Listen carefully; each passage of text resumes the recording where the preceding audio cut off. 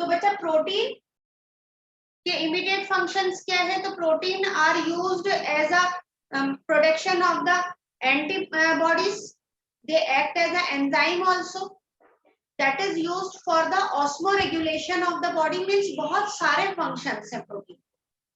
Amino acids की अगर हम लोग बात करें, दोज अमीनो एसिड जिनको हम कहते हैं नॉन प्रोटीन अमीनो एसिड, तो नॉन प्रोटीन अमीनो एसिड में मैं बात करूं तो ऑर्निथिन, सिट्रुलिन, आर्जिनिन, इस तरह से ये जो आ जाते हैं वो हमारे, जैसे मैंने आपको बताया था, यूरिया साइकिल के लिए रिस्पॉन्सिबल है।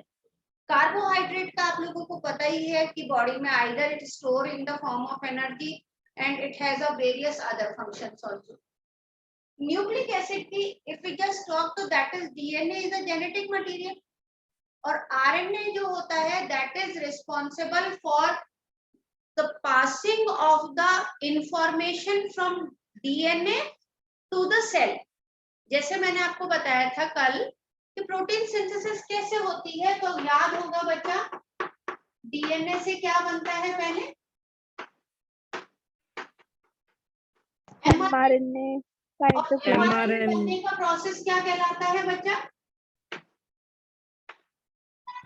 ट्रांसक्रिप्शन। क्या प्रोसेस कहलाता है? ट्रांसक्रिप्शन।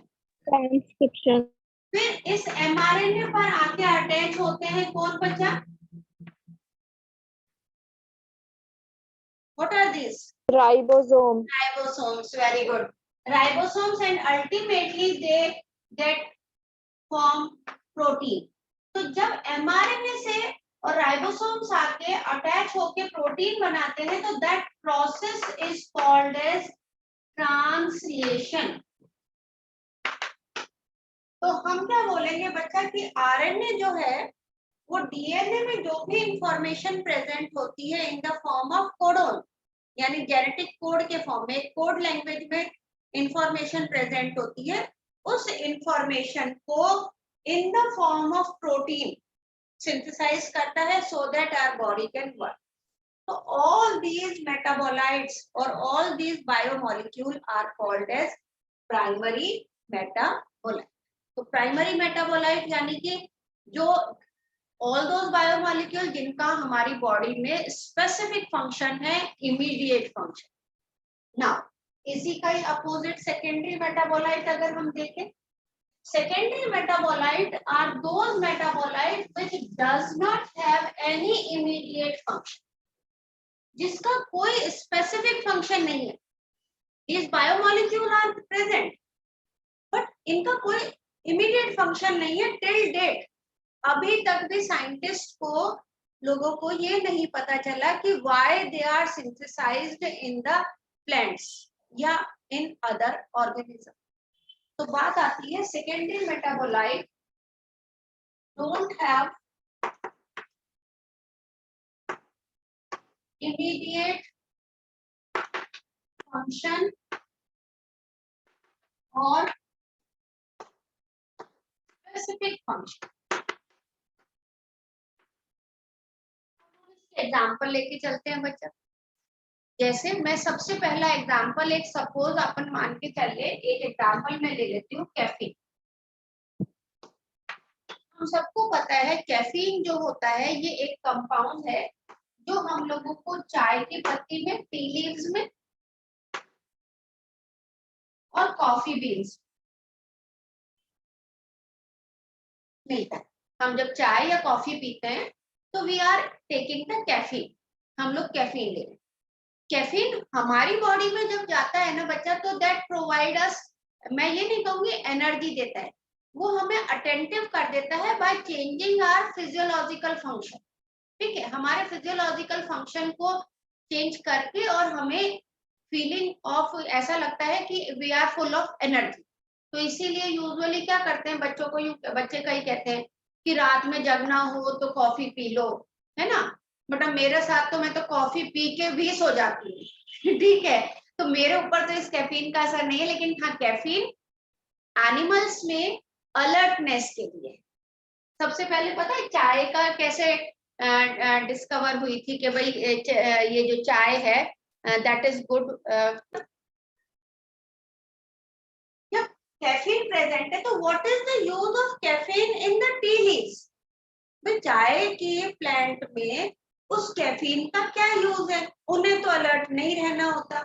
या कॉफी बीन्स में क्या है? तो अगर जैसे मैं मान लिए, हम लोग ये मान के चलते हैं कि this caffeine is like a excretory waste, ये एक metabolic waste and that has to be excreted out.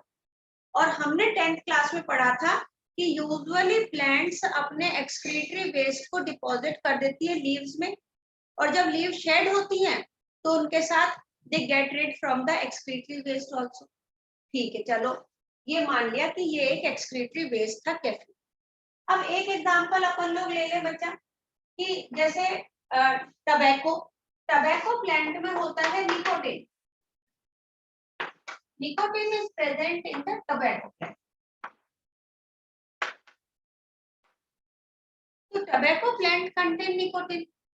अब कई लोग कहते हैं, कई लोग का मतलब है, some of the scientist they said that nicotine present in the tobacco plant act as a repellent, ये इंसेक्ट्स को रिपेल करते हैं। तो सही है, बिल्कुल सही बात है कि निकोटिन जो होता है वो इंसेक्ट्स को रिपेल करता है, इंसेक्ट्स को अपने पास नहीं आने देता। तो बच्चा फिर तो सभी प्लांट्स में ये डेवलप हो जाना चाहिए था कि जिससे कि उनके ऊपर पेस्ट का अटैक नहीं हो। और ऐसा भी नहीं है कि निकोटीन सॉरी टबैको में निकोटीन प्रेजेंट है इसलिए इसके ऊपर कोई पेस्ट अटैक नहीं करता है। जब 12th क्लास में आओगे तो एक पेस्ट का नाम है मेलोइडिगाइनी इनकॉग्निशिया, ये एक निमेटोड है, ये टबैको प्लांट की रूट पे ही अटैक करता है। तो खैर, मतलब कहने का मीनिंग कि some of their function is there, जो हम लोगों ने फाइंड आउट किया, बट ये नहीं कह सकते कि they are meant for this function only. तो हम यूजुअली जब अगर 29 है 28। हाँ Sneha, you want to say something बेटा? 28 है अब, क्योंकि 9 यूनियन टेरिटरीज होगी। If we have to find out the difference between the primary and the secondary metabolite, तो primary metabolite के लिए कहोगे उनका specific function होता है plants के अंदर या organism के अंदर जिनमें synthesize होते हैं, और secondary metabolite का कहोगे कि they do not have immediate function, उनका कोई specific immediate function नहीं होता, but still they are present। अब second चीज आती है, ये सेकेंडरी मेटाबोलाइट सिंथेसाइज किस में होता है? तो यूजुअली, क्योंकि हम लोग तो यहाँ पे बात कर रहे हैं, तो secondary metabolites are synthesized mostly in the plants, they can be synthesized in the fungi also. कुछ फंजाई भी बेटा सेकेंडरी मेटाबोलाइट्स प्रोड्यूस करती है, ठीक है? तो प्लांट्स या fungi and some of the bacteria वो सेकेंडरी मेटाबोलाइट प्रोड्यूस करते हैं, बट एनसीईआरटी बुक में जो सेकेंडरी मेटाबोलाइट दे रखे हैं वो केवल और केवल प्लांट्स के लिए, ठीक है बच्चा? तो ये हो गए हमारे प्राइमरी और सेकेंडरी मेटाबोलाइट। नाउ हम लोग अब लेंगे बच्चा कि जो सेकेंडरी मेटाबोलाइट के एग्जांपल्स हमारी एनसीईआरटी बुक में दे रखे हैं, ओके? कैसा होता है?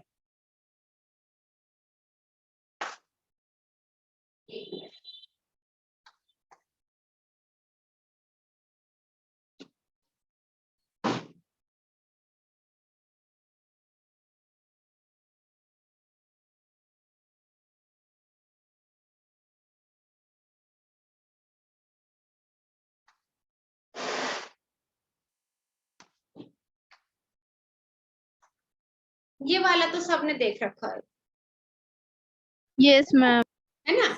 ये हाँ, हम इसको कोई सदाबहार कहता है, कोई कुछ और कहता है, इसका नाम है पेरिविंकल।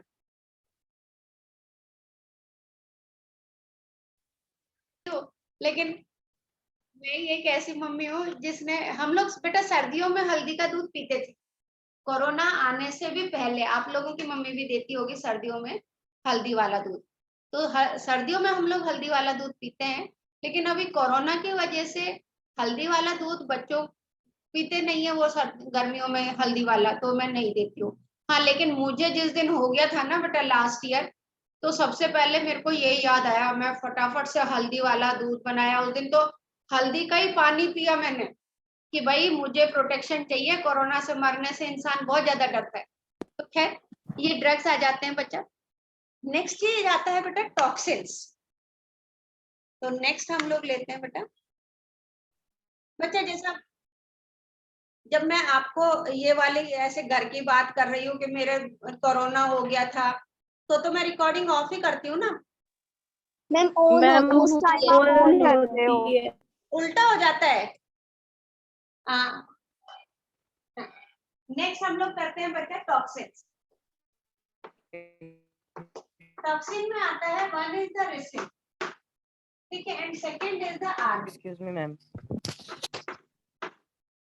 रिसिन एंड आर्बिन, these Ma'am, are. Harshit want to ask Ma'am. something. हाँ बोलो बेटा। मैम एक बार रेयर प्रोटीन क्या होते हैं वो बता दो। रेयर प्रोटीन,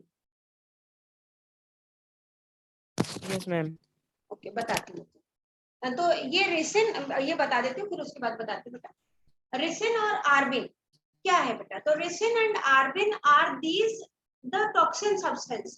ये टॉक्सिक सब्सटेंसेस हैं जो यूजुअली क्या करते हैं बच्चा, कि जैसे मिलते कहाँ हैं, टॉक्सिक किसके लिए है?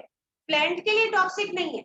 These are toxic for the animals who are consuming them, जो उसको कंज्यूम कर रहे हैं उनके लिए। जैसे अगर मैं एक एग्जांपल लूं आर्बिन का, तो एक आर्बिन का सीड अगर मैं खा लूं तो मेरी डेथ हो जाएगी, एक आर्बिन का सीड, ठीक है। तो यानी they are very poisonous for the animals. Ricin, देखो आर्बिन का जो नेम होता है वो रोजमेरी प्लांट से हमें मिलता है, लेकिन रोजमेरी प्लांट हमारे यहाँ पे अवेलेबल नहीं होता। रिसिन का प्लांट अपने यहाँ पे अवेलेबल है जिसमें रिसिन होता है, जिसको हम कहते हैं हिंदी में कैस्टर। कैस्टर तो इंग्लिश में हो गया, हिंदी में क्या कहेंगे? कैस्टर। कैस्टर का आप लोगों को हिंदी नेम पता है बेटा? अलसी। अरंड।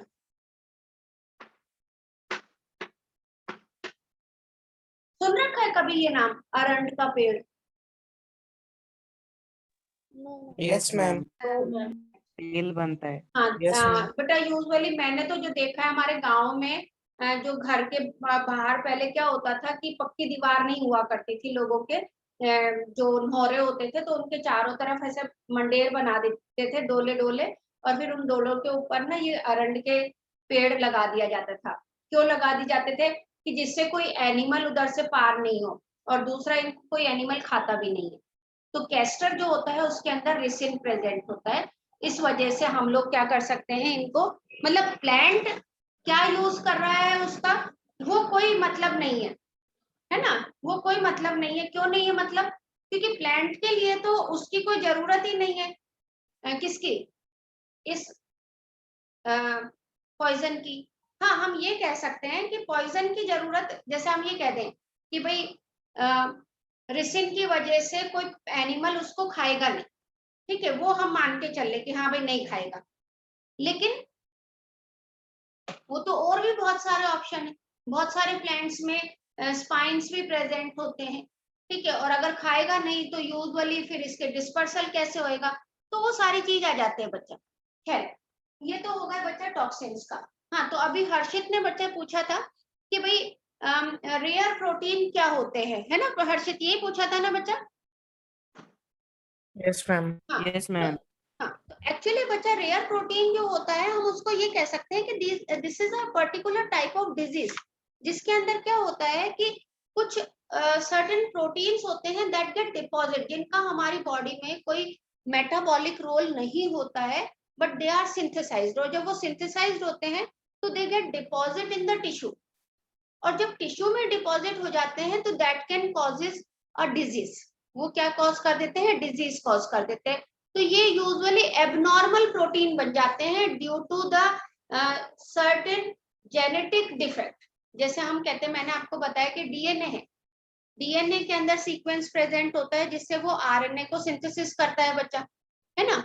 अब आरएनए से प्रोटीन बना, अगर उसमें जेनेटिक डिफेक्ट हुआ तो सर्टेन प्रोटीन बनेंगे। जैसे अगर मैं एक एग्जांपल ले लूं इसका, तो हम लोग यूजुअली कह देते हैं एमाइलोडोसिस, है ना, एमाइलोडोसिस या एमाइलॉइड प्रोटीन है बच्चे। अब बात आती है कि ये एबनॉर्मल प्रोटीन है, मेटाबोलाइज नहीं होगा। मेटाबोलाइज नहीं हुआ तो क्या हो जाएगा बच्चा, ये हमारे टिश्यू में डिपॉजिट हो जाएगा and that can causes the disease. तो अगर ये इस रेयर प्रोटीन की वजह से डिजीज होती है तो that disease is called as amyloidosis, है ना, और amyloid is a protein. Okay बच्चा, ये अपनी बुक में एनसीईआरटी में कहीं दे रखा है बेटा?